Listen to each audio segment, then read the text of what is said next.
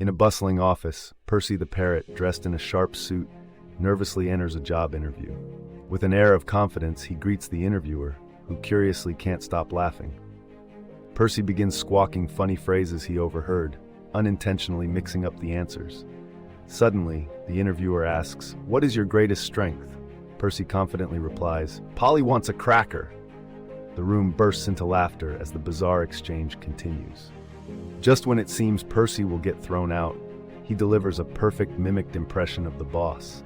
Surprised, the interviewer decides to hire him as the office morale officer, proving that sometimes a touch of absurdity is exactly what's needed in the corporate world.